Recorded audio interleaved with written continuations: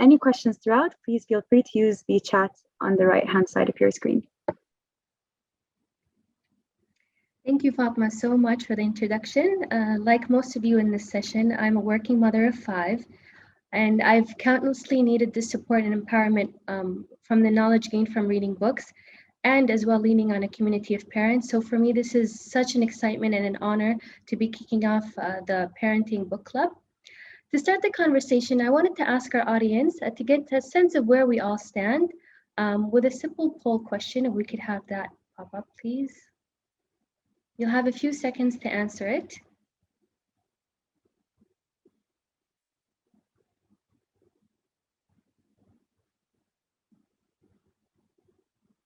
Do you believe in parent-led or baby-led parenting?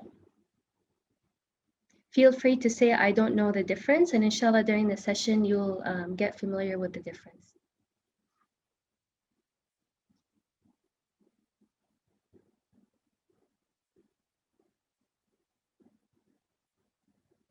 A few more seconds to answer the poll.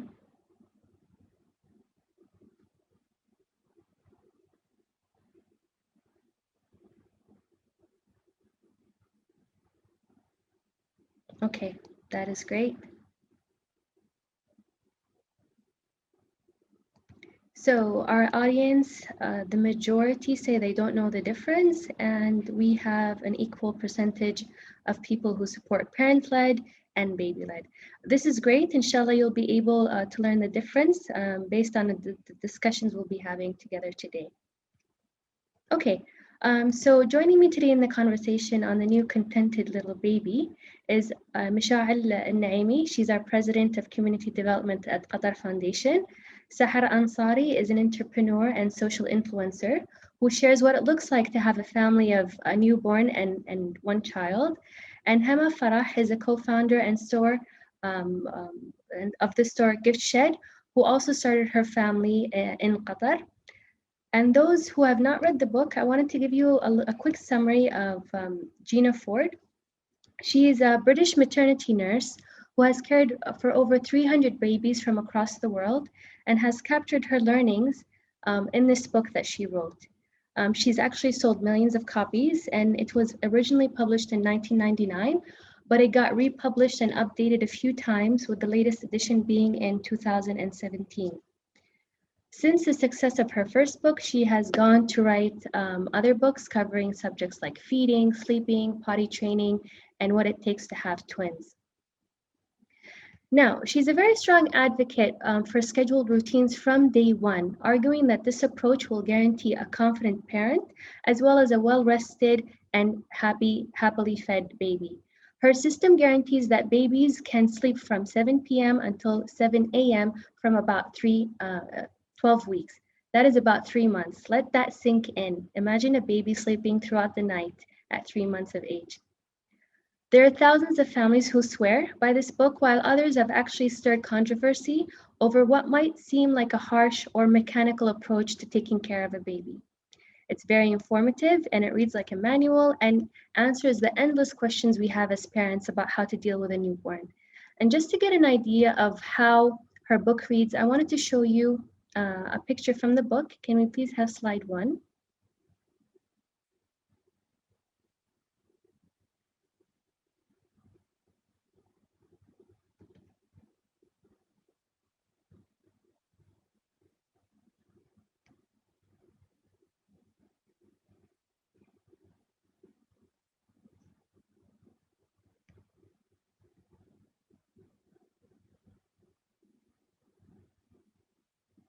Yes, perfect. So you could see it's like almost a full schedule that determines when when the baby should have its feeds and when it should be resting and when it should sleep. And then she has something called her golden rules, which she actually updated fairly largely from the first publication in 1999. She says that whatever you do, always stick to the routine. So if you had a family gathering, make sure that the night routine is guaranteed at this family's house. Babies should start their day at 7 a.m. And be awakened to be feeding at the scheduled times during the day. Babies should not play 20 minutes before they sleep. They should sleep in a completely dark room. And as a parent, if this child wakes up, you should avoid eye contact. And one of the quotes I wanted to share from the book is she says, babies need lots of cuddling, but it should always be done when your baby needs it, not when you need it. With that said, I wanted to pose our first question to Michal, who has recommended this book. Michal, can you tell us a little bit about yourself and why you advocate for this book? Good afternoon, everybody. Thank you for having me here today. I'm really excited because obviously, as you know, I'm a huge advocate of this book. And it's always a topic that's very close to my heart. I'm obviously a working mother, and I have a son who's now 5 years old. And I remember when we were ready, we were going to become parents, we were thinking, obviously it's a very overwhelming journey for anybody. And we were thinking, what kind of parents would we be? How we provide for our child? And you go to kind of your reference points, you go to your friends, your family, your own childhood. And in the midst of all of that, I think there were a few things I knew for sure, which was exactly to your point. I think I knew right there that I wanted my future child to fit into my life. I knew that I needed structure, I needed schedule. The thought of kind of baby-led feeding or not knowing, what I would be doing for the next few hours of every day really overwhelmed me. And so a very good friend of mine introduced me to the Gina Ford book. And I remember reading it, and exactly to your point, it is one of the most prescriptive books I think I've ever read in my life. The first 5 fast forward to when I actually delivered, and the book says that I think was about when the child kind of regains their birth weight, you could start the routine. And I had my book ready in hand, I had my child, and I had a notebook, and I had kind of written down, because I think it was 6:45, you have to start your breastfeed or pump, and then you kind of start the child by 7 a.m. And I followed it religiously. Like I did, hour by hour, minute by minute, I was documenting kind of everything. And it is very overwhelming because, again, you have it's very consuming. It takes over your life in the beginning because you're trying to do everything as the book says. And I remember for everything, every time he did something, I'd go to the book and say, okay, what should I do now? kind of. And there was only 2 things that I didn't do in the book. And that was complete darkness and the silence in the house. And again, I didn't do that for 2 reasons. My husband and I were, pre-COVID, huge travelers. We loved kind of being able to go anywhere. And I didn't want to be kind of confined to a hotel room or wherever we go, even at home here in Qatar, not being able to kind of go about my daily life. Because again, I wanted my son to fit into my life. And I wanted to make sure that if I can get him on a schedule, then my life would be, I could go on about my business. And honestly, within about 3.5 months, he was sleeping throughout the night. So I had him down from 7 to 7 at about 3.5 months. And I felt like, yes, I've got my life back. And to this day, I'm pretty much on the same routine. It means that I have a bit of stability. And I think, parenting for anyone, and again, and I'm not here to say that is the way. There is no right or wrong way. I think what I've learned, because I've had so many discussions with family, friends, a lot, especially in our culture here, a lot of people were very much like, how could you do that? Haram alayk, why are you kind of doing that? And I think I found it helped me. And I think as a parent, you need to do you. You need to do whatever is right for you and your family. Because I think if you're a happy parent, if you are a content parent, then you're going to have a content child. And so, yeah, I as I said, aside from the 2 things, I followed it down to the end. And actually, when I started weaning him, I went on to the Gina Ford book of weaning, and I followed that as well. So, yeah. So that's great. I think Gina says that one of the motives behind writing this book is that she wanted parents to have a good life even after having a baby, because there's a lot of scare with becoming a parent. So to her, you actually did very well because it did serve you well and did serve your lifestyle. Hema, I wanted to ask you, so you started your family away from home. What spoke to you from Gina Ford's book? And like Michal said, what are the things that you applied and what are the things that you couldn't apply? I did. Assalamu alaikum, everyone, and good afternoon. And thank you so much for having me here. Like Michelle said, I'm also very excited to be talking to you all today as well and discussing this, because it's a topic that's very close to my heart. And like you said, Hind, I started my family here. So I've been here for 4.5 years now. I originally moved here to set up a business, and I ended up having my 2 children here. So for me, I also had, I had a lot about Gina Ford. I would have people tell me, oh, you know, my kids are total Gina Ford babies, you know, totally recommend it. Then I would also have family members who had tried Gina Ford and found it a very stressful process. They felt that when they couldn't meet the needs of Gina Ford and the schedule, they felt like they had failed. So I was a little, I was curious, and I was gifted it actually when I was pregnant. So the things that really helped me actually with Gina Ford was the structure element. As somebody who I came back to Doha when my son was 7 weeks old. I went back to work when he was 8 weeks old, and he went to work with me whilst I was setting up the business. And so that structure really helped myself and my husband, because we didn't have any support when we came here. And especially in those earlier months, we didn't really have any childcare support. So that structure really helped us be able to have almost like a guidebook to be able to tell us what to do and when to do it. And as most working parents also know, to have that structure as well, because it's 2 full-time jobs, right? Being a parent is a full-time job. Going to work is also a full-time job. Doing the both simultaneously is 2 full-time jobs. So to know when we could expect, okay, baby will be napping between these hours, so I can schedule meetings during these hours. Baby will be down by this time. This is when his feeding time is. That really helped give us some focus, helped us schedule our day. And also for my husband as well. I mean, he's a very hands-on father. I honestly couldn't have started the business without him being a hands-on father. So, and he hadn't had any experience with younger siblings. So having Gina Ford as a guide for him really helped him, because he's a very structured, practical man, as most men are. So it really helped both of us work together to be able to raise a baby without all of the extended family support that we would have otherwise got back in the UK. For me, I didn't follow it as religiously as Rochelle did. For me, I picked and chose the aspects that really resonated with me. So the structured element really worked. The timing, having, you know, baby wake up at a certain time, bed at a certain time, but I would always have windows. I never put the pressure on myself to, okay, 6:45 he needs to be up, because honestly he used to wake up at 5 a.m. anyway, so he was that wouldn't have worked.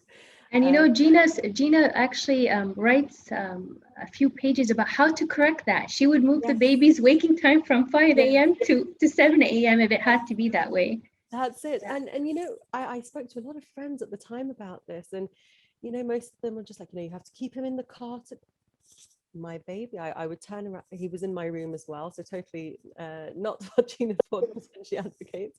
I would hear the words "mama" first thing in the morning, and I couldn't resist. I would be right there, pulling him into my bed. So the point is that the structure really worked for me, but there were elements that didn't. The not having eye contact with the baby, you know, during evening feeds, so you don't wake them up. That didn't feel natural to me. I mean, for me, the most natural thing in the world is holding my baby, looking at him in the eyes, swaying with him, God forbid, if Gina heard me now. That was very natural for me. And I think what I came to realize with it, and hearing so many divided opinions about it, as Michelle said, you have to do you. There's no right or wrong way. Pick and choose what works for you, for your life, for your family. For me, the structure worked because as somebody who needed to work during the day, that structure helped. It also helped my kids know what to expect, and kids know when feeding time's coming, when nap time's coming. And I think giving them that routine enables them to not be overtired, to know what's coming. And I think that's very important as well for children. Yeah. So it just enables harmony where both the child's needs and the parents' needs are met. Yeah. But definitely I picked and chose the aspects that really worked with me, and my priority was to really enjoy those moments rather than being so structured and then getting stressed if he wasn't asleep by 7 o'clock. Yeah. Because as new mums, we always wonder if we're doing a good job enough anyway, right? So for me, it was trying to find a balance of both and just using it as a reference guide, but not following it so strictly. Definitely. Sahar, you just, Mabruk, you just had a beautiful girl. So how has that been? I know you haven't read the book, Gina Ford, but is anything our guests saying resonate with you? Is this something you apply with Rosa at home? Thank you so much. Allah yabarak feek, ya Rab, and thank you for having me here today. Honestly, like with my experience with both my son and my daughter, I had two complete opposite experiences. With my son, he was a crazy baby, basically. He had no structure at all. But like being a first-time mom, you kind of go with the flow of the baby at first, and then you try really hard to commit to structure, because you hear like so many people saying, no, he has to have a firm bedtime. He has to have don't give him milk at night, only give him water, like all of these things. So what I kind of do is I lean towards baby-led parenting more, because I feel like the reason why, like, for example, the baby's crying right now is because it needs something. So I try as much as possible, like how they tell you during the pregnancy, the 9 months, to listen to your body and listen to what you need. If you need to sleep, sleep. If you need to rest, rest. So I feel like after that 9 months of you listening to your body and listening to the baby, it's a shock for the baby as well, going into a new environment, and then you suddenly don't go with their lead anymore. It's a huge shock. So I feel like this is the way that, after having Isa and Rose, both of them, that's what I was most comfortable with, going after their lead. Of course, once they get a little older and they know this is bedtime, I don't want to go to bed, of course, then I feel like you have to start to have structure. I feel like this happens around 5 or 6 months, where they start to sit up and play. But I try as much as possible in the beginning to enjoy the cuddles as much as possible and connect with the baby as much as possible. They tell you babies are so cute, because if they weren't, what would you do? They wake up all night, they're always hungry, they're always crying. So I feel like I just need to experience all of the cuddles and the love and the connection with the baby, especially because for a lot of us, it's very difficult to have this bond and connection. So I feel like hearing the book, I feel like it's a little too firm for people that don't feel the bond at the beginning. It might be a little difficult for them to connect with their baby if they're not having the eye contact moments or swaying them and cuddling them. Even when you're tired, it makes you feel better when they just look at you and they smile. And it's not a smile, they have gas or something, but it just makes you feel good, And I feel like that's something that every mother should experience, especially with the mothers going through postpartum depression. This is something that is like a light at the end of the tunnel. This help, just a smile makes your day, even if you're overtired, exhausted, and everything. This helps you keep on going. So it's very difficult to imagine feeding my baby at night and not looking at her, not trying not to have eye contact and such. I feel like my approach is more baby-led. Even at Isa's age, Allah hafla, he's 2 years now.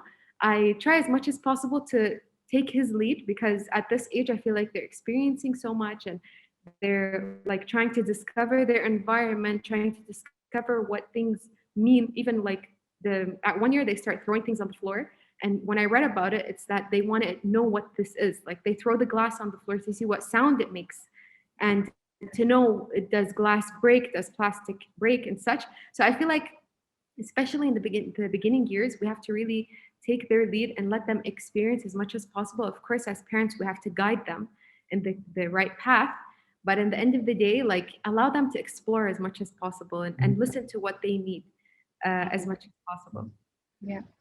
I wanted to add, I mean, one of the attacks Gina Ford has received is the fact that she didn't have children of her own herself.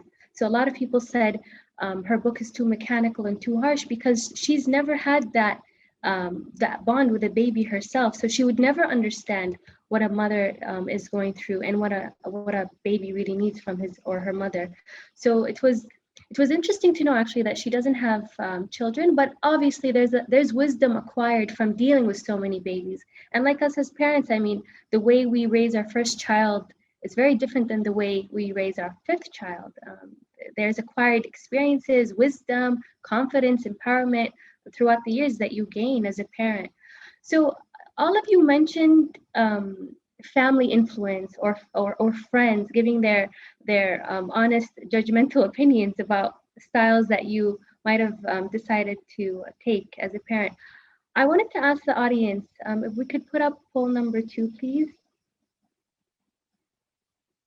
about how much they think that family, or let's say the female figures in their lives, have influenced their parenting style. If it could just pop up, poll number 2. We'll give you guys a few seconds to answer them. So the question is, how much of your pre and post maternity care and approach was ideas and approaches inherited from older female figures in your family? It could be as little as 25%, we need an estimate, or 100%.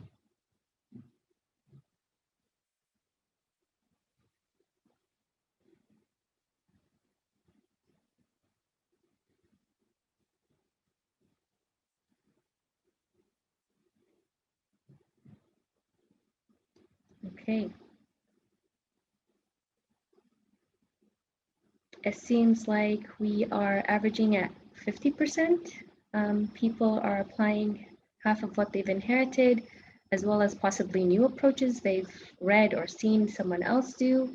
And as little as 5% apply 100% of what they've inherited from family. Okay, with that said, Michelle, Gina's approach aligned well with the way your mother raised you and your siblings, or was it against how your mom raised you guys? It's a tough one because obviously I don't recall back to when we were children, but I am the eldest of 5, and what I can say with certainty is we were raised with very strict schedules. So we, my parents, both of them, are very, very organized individuals, and it was very much kind of, we always had this debate, and we could always, have open dialogue, but ultimately schedules were a big part of our life. You had your school, you had your French class, your horse riding, your swimming, your whatever it was, Quran classes. You had a full packed schedule, and I think that obviously influenced how I am as a parent, how I am as a mother, how I am as a working mother as well. I just feel that I myself, if I enjoy, and maybe because I was raised that way, kind of schedules and routines and kind of knowing what I'll be doing, then it's only natural that I want it from my son. And a lot of people, I remember, especially because again, I openly say I followed it down to the T, hour by hour, exactly. This is what I'm going to do for the first few months. And then things fell into structure. I didn't need to kind of worry about the book. A lot of people were saying that, you're just lucky. It's your first, bitchufin. You're just blessed with a very mild-mannered child. La alhamdulillah, he just slept because, that's just the way he is. And in the beginning, I didn't know otherwise, so I couldn't argue. But obviously, in the last 5 years, there have been times where I've not been able to implement a schedule. And implementing a schedule takes effort. It takes time. It takes commitment. I smiled when I was hearing Hema and Sahar's points about wanting to cuddle and wanting to hold your child and wanting to rock. And yes, absolutely. And, there was plenty of that. But then I was very strict about particularly especially the night routine, none of this rocking. And especially if he got a little bit older, when we go to families' houses, and everybody wants, the grandchild or the cousin, everybody wants to hold them. And everybody also has an opinion of what you should be doing. And I was very strict to say, yes, you have that family support, but at the end of the day, it's going to be me or my husband who's going to be up at night. It's not going to be them. And because, you know, if at any moment I wasn't able to implement it, especially as he got older and he started having his own voice and his own opinion, and, you know, no, I don't want to go to sleep. When I started kind of easing off, I started seeing personally for me kind of ripple effects. So, you know, not being so well behaved during the day, being kind of tired. There were kind of things, and I attributed that to a lack of a schedule. So I just felt, and my husband and I are very much aligned, which also helps, because honestly, if you and your husband are in different worlds when it comes to how you want to parent, that in of itself is a problem and a challenge. The families, yes, I mean, but if you don't live within the family household, then it gets a bit easier. But I definitely say, yes, there was an influence, not 100%, because there's some of the things that even my mother felt like, maybe because she was the grandmother in this role and not the parent, they ease up. But I really felt that it empowered me and allowed me. You know, I started this role in Qatar Foundation when my son was just under 6 months, and it was incredibly overwhelming. And I remember keep thinking, alhamdulillah, he's sleeping throughout the night. Like I've got that kind of helps me kind of go through everything else during the day. So yes, it doesn't work for everyone. And yes, you know, Hema mentioned something about if, as it is, it's always challenging. You always feel like you're falling short when it comes to parenting. You're not giving enough because you always want to give the best to your child.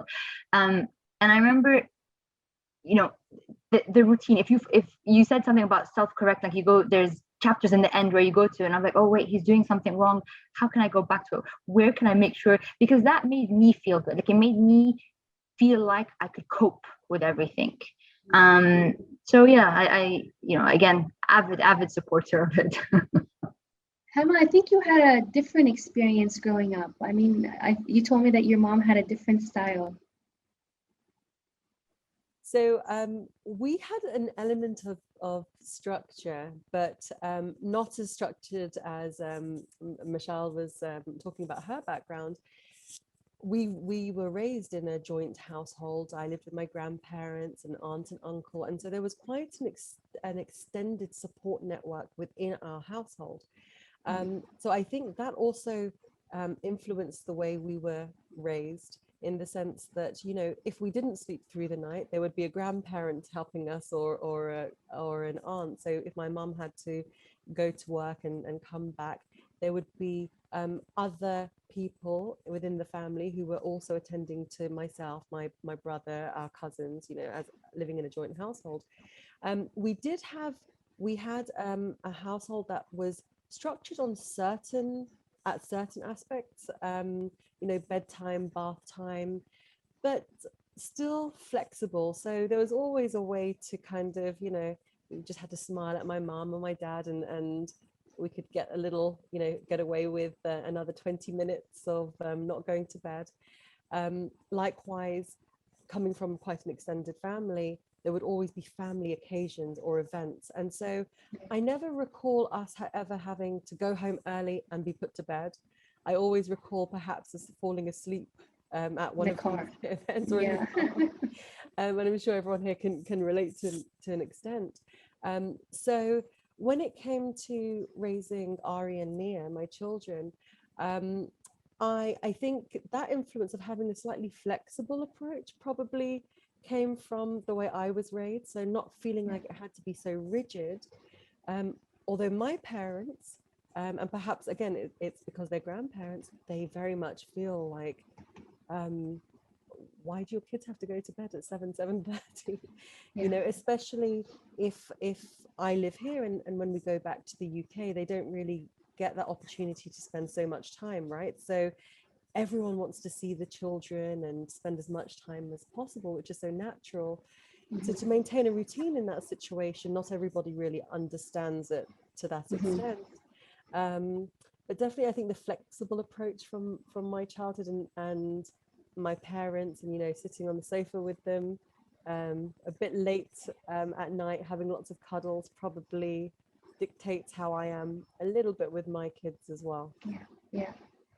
Sahar, I think from you, from our guests, not only did you have maybe pressure or let's say influence from family, but your life is also on social media. So social media can be brutal sometimes. I mean, people, easily give their comments. Either they find you amazing, or they might have a lot of negative things to say about the things you do and how you do it with your children. So can you give us a little bit of your insights about how you've been able to manage conflicting opinions about how to raise your children?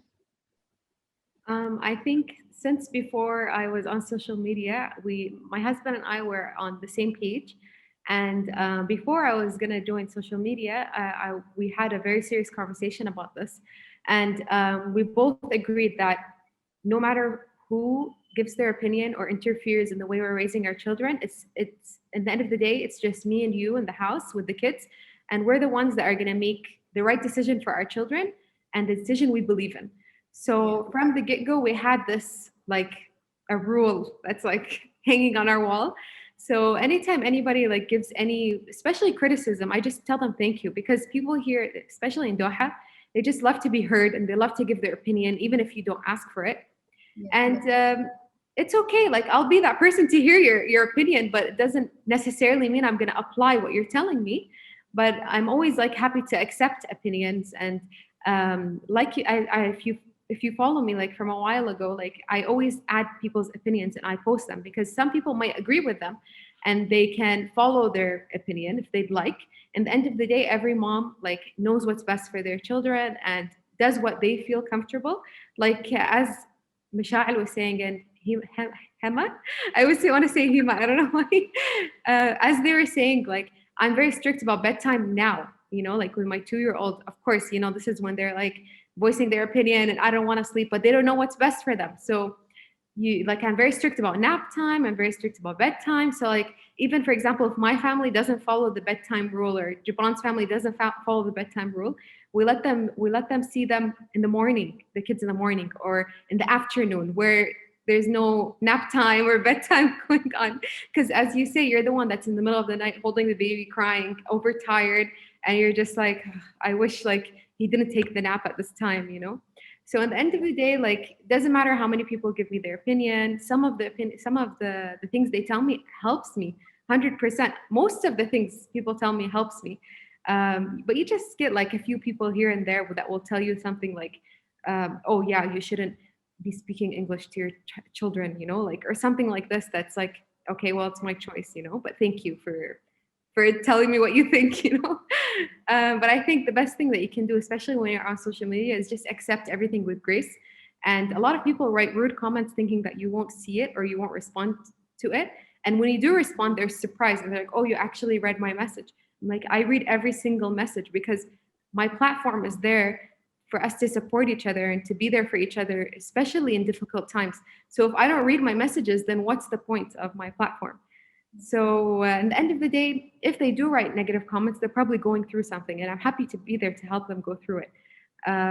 Like, what's more important is that we're there for each other and to support each other in direct messages or in comments. You know what I mean? Like, yeah, just try your best to be positive. No, that's great, and we really thank you actually for having this platform for mothers to kind of share different experiences. When you pose a question like, my son is having a tantrum, have you guys been experiencing this? And I remember going through the answers. I'm like, yes, she's right. I've been through this, or actually this idea is really great. I wish I knew it beforehand. So we thank you for the community you've created of mothers. And like I said, reading books is amazing. Sometimes the book is your teacher, but to have a community to lean back on is something else. Like the empowerment you get from other people going through the same thing as you is nothing you could find elsewhere. I wanted to play a little bit of devil's advocate by having slide number 2 come up.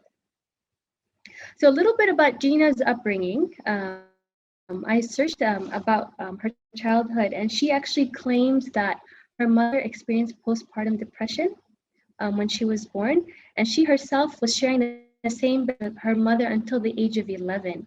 So to Gina, once she entered this world of maternity care, she made sure that she advocated for structure and for a system that the mother can follow, just so that she could take care of herself and therefore be able to take care of the baby. in the United States, a few years after Gina Ford's book was published, another book called The Happiest Baby on the Block was published by an American pediatrician. And he actually is the one that coined the concept of the fourth trimester. Maybe some of you have heard of this. It's the 3 months after the birth of a child. And he claims the secret to a happy baby is to be able to replicate the same conditions the baby was in the womb in those first 3 months. So what does that really mean? The baby has to feel like he or she is always tied up in a swaddle to replicate the tightness that they would feel in the womb. They should always be on their side or on their stomach because that was the pressure they felt from the fluid in the womb. They should be hushed because that's the sound that they usually hear. And there's something called white noise. Maybe some of you guys have actually bought in the monitors that create the white noise, and that helps with getting the baby to sleep. They should always be swung around. Movement is very good for them, as well as they should suck as much as they need to suck. So pacifiers, feeding on demand is something that the baby needs. So ultimately what he was doing was he was advocating for baby-led parenting, especially in the first 3 months. And this book actually happens to be part of kit number 2 from the Mommy to Be program. So if we have any subscribers, inshallah, you'll be receiving this book after you give birth, bisalam, inshallah. But I wanted to ask, any of my guests could really give their input. What do you guys think of this fourth trimester theory or philosophy? I mean, have you seen people who applied it and it worked? Anyone's free to comment if they'd like.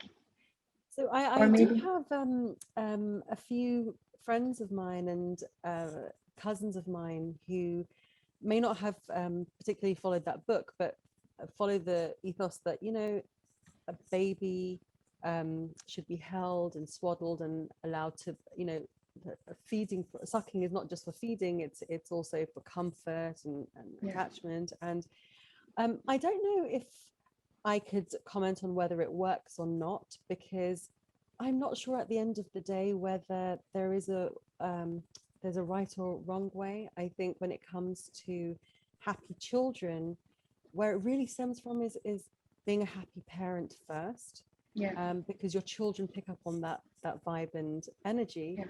For me, swaying is a very natural thing. So that's the part of Gina Ford I didn't resonate with, that connection, as Saha was saying previously, was important to me to connect in that way. Myself as a person, I'm a very touchy-feely person, so to be able to connect with my child physically, hold him and her, and swaying them to sleep also feels natural to me. So in terms of whether it works, I think what comes naturally to you as a person is what works. And because children pick up on the calm energy, right? So as a parent, if you're stressed, if swaying doesn't come naturally to you and you're reading this book and you're trying to sway with a child, but likewise, if, you know, putting your baby down without eye contact doesn't come naturally to you and you're feeling tense, that's effectively, in my opinion, what the baby picks up. Another point I wanted to pick up on was actually Sarah mentioned about postpartum depression. Connection does help with that. It absolutely does. But also with Gina Ford, I would say, and I don't think I recognized this. It's only when after I had baby number 2 and I looked back at my experience of baby number 1, I think I was running on adrenaline so much at the time and just focused on a lot in my life back then. I didn't recognize that maybe I was going through some sort of postpartum depression, perhaps, if I compare it. And Gina Ford, actually, the structure helped with that, because knowing what to do and what to expect definitely helped with that. But with reference to your question, I think ultimately, my opinion is whatever works for you, these resources are fantastic, right? We live in an age where we get to pick and choose. It doesn't just have to be one way. I think there's a lot of value also, you know, a baby's growing inside you for 9 months and then they come into this big wide world. It is different. We talk about our lives changing dramatically, and also the same is true for the baby. So it's a journey for both the parent and the child, the mother and the child, and the father and the child to connect and find two worlds and collide and create one together. So if sucking, allowing your baby to suck, gives them comfort, and that works for you as a parent, then I'm full support of it. Yeah, Michelle, I wanted to ask, so I've had two of my babies under the government maternity leave, which is around 8.5 weeks. And I had my last child at QF, and I happily was able to apply the new policy that gave mothers around 14 weeks off. To be honest, the biggest difference I felt with the change in length of maternity leave was my ability to bond with my baby comfortably in a relaxed manner and establishing my breastfeeding. So can you tell us a little bit about how this policy change came about and what Her Excellency has in mind to make working conditions for mothers at work better? Of course, thank you. Before I get into the maternity leave, maybe I just want to clarify, or maybe I feel like it's just a gut reaction to Emma's comment, which is, and to the book that you just shared. You know, I think a lot of people see Gina Ford and think it equates with not cuddling your child. It means you do not allow your child to suck. You do not allow your child, you don't sway your child. And I think it's absolutely incorrect. The book, or at least how I interpreted the book, which is, you know, I had plenty of cuddles and plenty of eye contact during the day. But I was just very strict. I had one goal and one goal only, which is that my son would be sleeping throughout the night and that I would be well rested so that I'm able to kind of give more. And if that meant, and yes, was it hard? Absolutely. But did it make did it make me happier in the end? In the end, not in the first 3 months, but after the first 3 months, did it make me happy? Yes, because I was then able to kind of know that he was able to kind of self-settle. I didn't have to, if he woke up in the middle of the night, it meant that I didn't have to kind of, sway him to sleep, that I would be able to put him back in bed, kind of put my hands firmly on his tummy and let him know that, yes, I'm there, but you can go back to sleep. And so I just kind of wanted to clarify that for all the parents who haven't read Gina Ford, that a lot of the criticism is around that, but it doesn't necessarily mean it's one or the other. It means just choosing when you do it. And I think that is the key thing, at least my takeaway from the book. Now, to your point about maternity, yes, Her Excellency Sheikha Hind, when kind of the new management came on board and we were looking at some of the policies that we have within the organization, one of them that we looked at was maternity leave and flexible hours.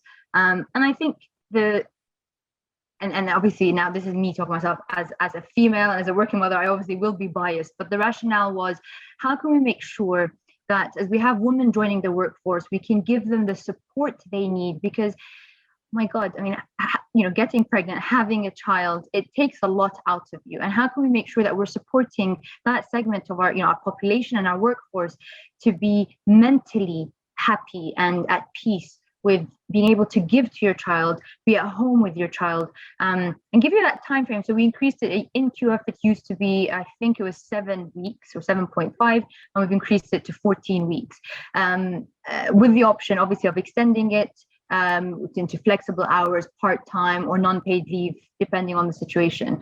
And the rationale really was making sure, because fundamentally, if you are a happy person, your life is in balance and you're happy in your personal life, you will be a much more productive employee. You will give more to the organization and therefore to your community if you feel well rested and relaxed. And I think 7 weeks, and I know there are lots of countries, not only the government, but lots of countries around the world that actually give less than 7 weeks. And it's a very contentious subject.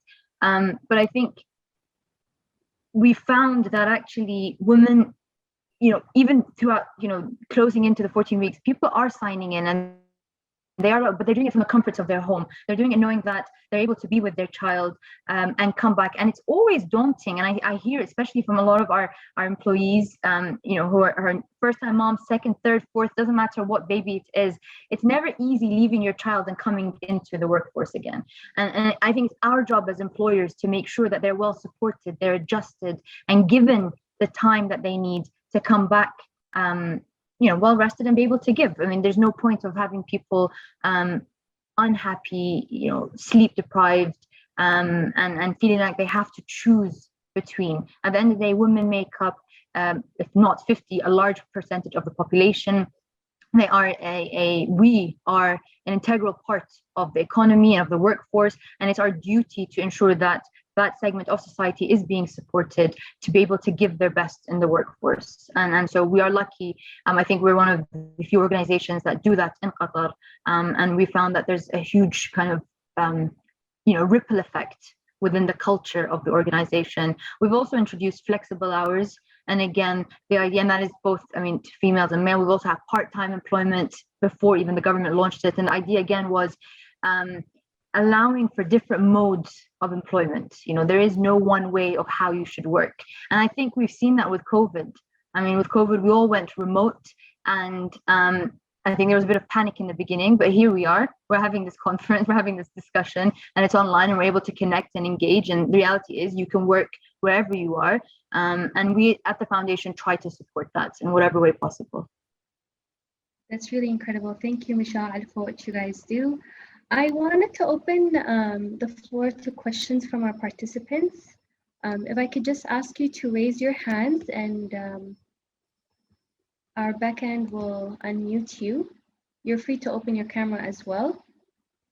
And if you would like to suggest who you'd want the question to be answered by.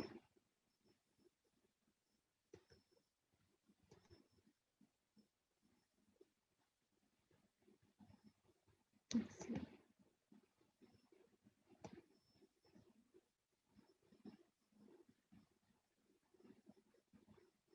In the meantime, if you have not received or you did not win a copy of the book, please do use the amazing resources we have at Qatar National Library. We do have hard copies of the book in our collection. You could ask a librarian as well, which is a service we have on the website for the availability of the book as well as its booking, so you could pick it up from the library. If there's no questions, I would like our guests to maybe have, Fatma, do you have a question? Yes, I do have a question. So I'm not sure if Gina Ford recommends this, but I do know that with some parents introducing routines, one of the recommendations is to let babies cry through the night and maybe to know the type of cry. I don't know if anyone here has applied this, and if so, how do you manage to not rush to a baby? Because I rush to anyone crying, especially if it's a baby. And I think that would be the hardest thing in the world to maybe ignore. I would just do anything. Like I would ruin my sleep. I would, move houses anything to just avoid the crying. So any tips and tricks for parents there, or maybe everyone has the same reaction? We all just comfort the crying babies. It gets easier after you have a few babies. The crying doesn't affect you anymore.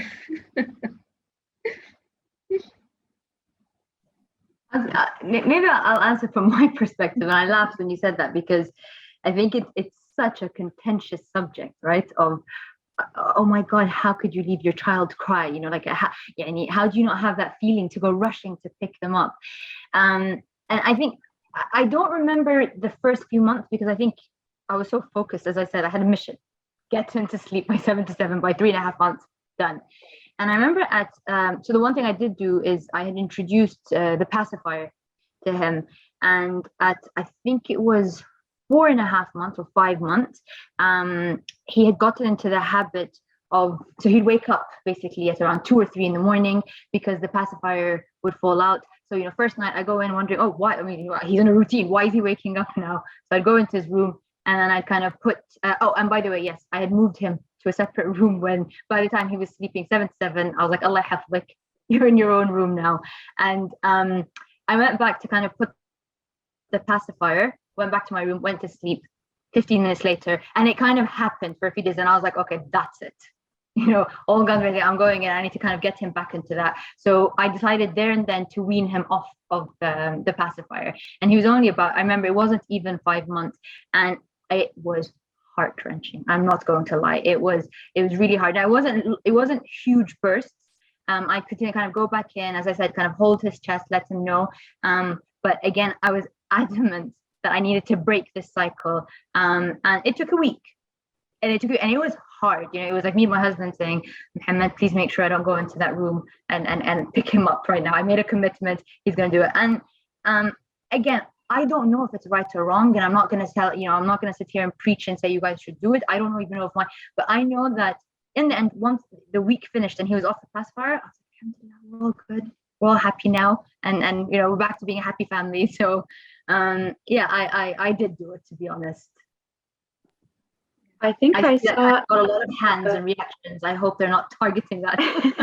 I think we saw Maryam and Hamadi, but her hand might be down now. I actually have something to say about that. I'm the complete opposite of Misha'al. I always comfort the baby. One time my husband tried to do the cry it out. I was like, you're on your own.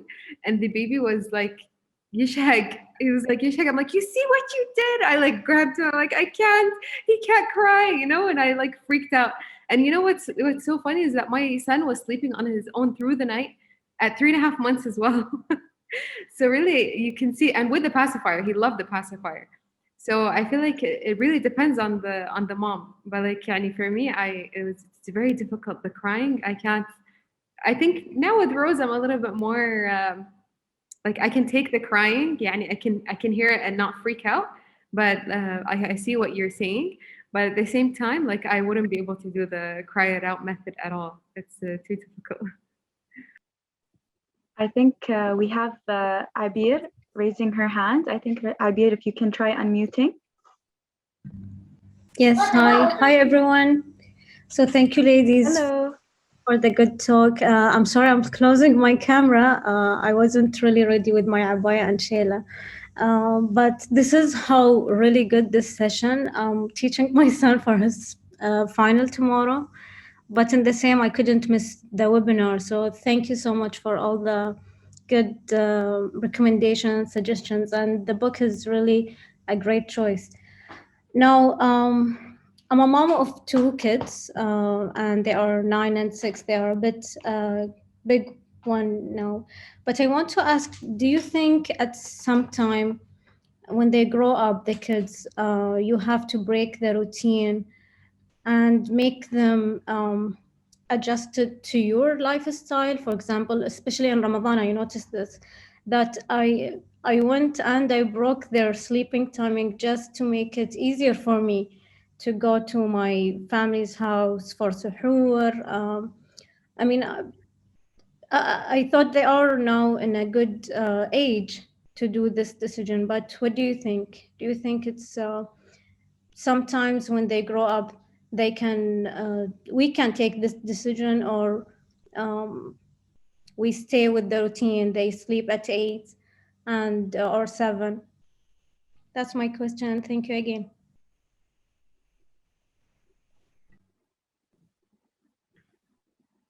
I don't know, Hind, if you were going to say something.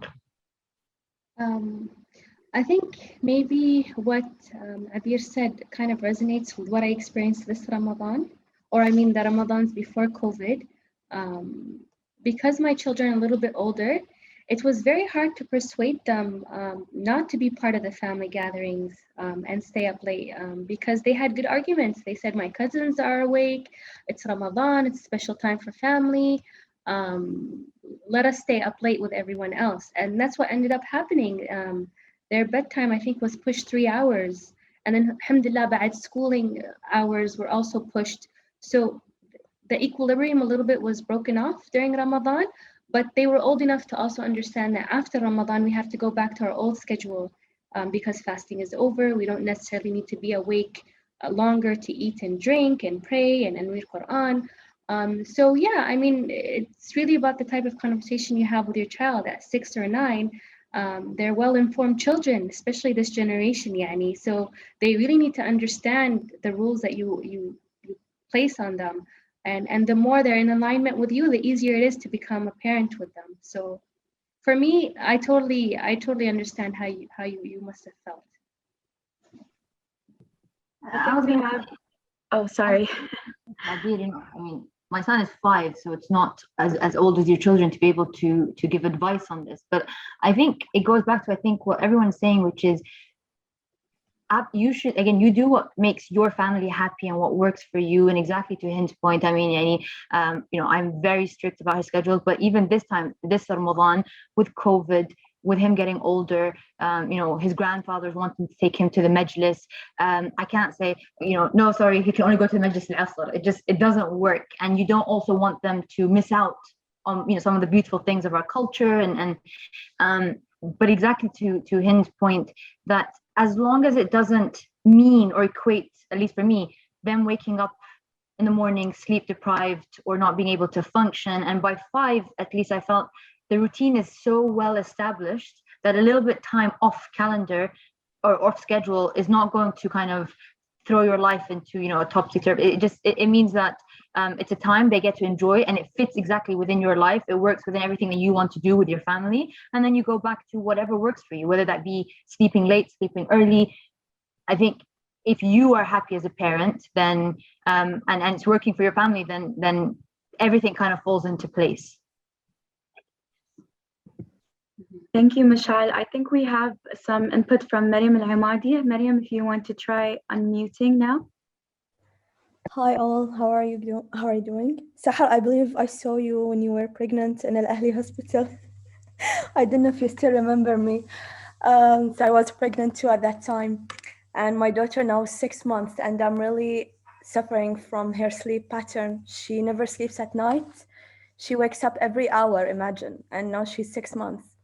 So every time I take her to the hospital, I think that there's something wrong with her. I took her to ENT doctor, to everyone. So they all told me there's nothing wrong with her. But the problem was that she was very used to her pacifier. I knew that after talking with the sleep trainer just now. I was on a call with her, and she told me that the main problem is her pacifier. Whenever it falls down, she needs to get it back to her mouth. So she told me that this is not the only problem. The main problem is with the pacifier, she's sucking all the time. So when she's sucking, she's not really in a deep sleep. So that's what she told me. So that's why she is always fussy during the daytime. Her naps are very, very short. She never napped for like 1 and 30 minutes, for example, or 1 and 45 minutes. The maximum nap was 45 minutes only.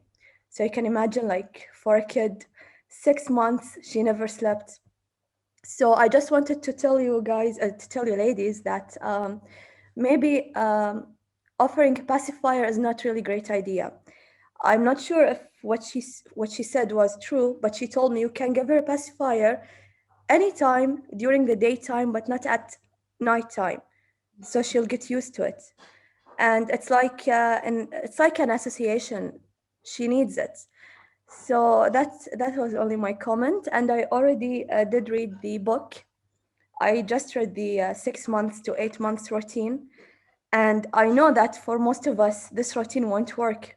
It doesn't work with our lifestyle as Arabs, as people in the Middle East. But I'd like to encourage all moms here that you should really meet your child's needs, not your needs. If she needs to sleep at 6:30, 7 p.m., maximum 9 p.m., just put her to sleep.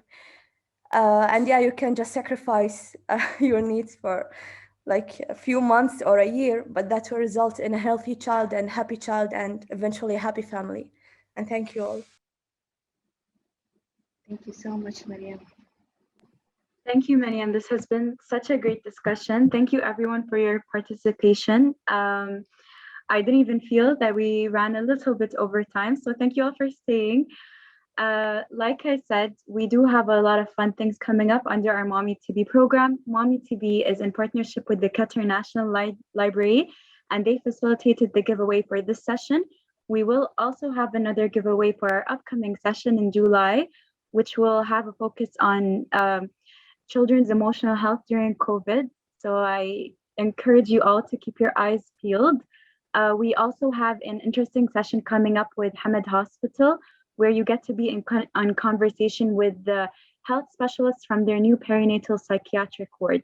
So they do have a new hotline for mothers and children to talk to. I know this has been relevant for all of us, even myself, not as a mother, but my mother had us on a schedule that conflicted with our entire family's Thursday gatherings. I'm sure everyone has these Thursday gatherings, but ours used to run until 1, 2 a.m. weekly, every Thursday. So you'd go to bed at 7, then Thursday night, all those rules go out the window. So the family would actually say, let's see your kids. Mom would leave us at home. And she's like, nope, you're not seeing them. They're not napping 1 day a week just to ruin the whole week's schedules. So thank you, everyone. We hope you enjoyed this discussion. Thank you, Mishra. Thank you, Hind, for moderating an excellent session. Thank you, Hima and Sahar. And yes, we look forward to seeing everyone, inshallah, in our upcoming session. Thank you, everyone. Thank you for having us. Thank you. Thank you so much.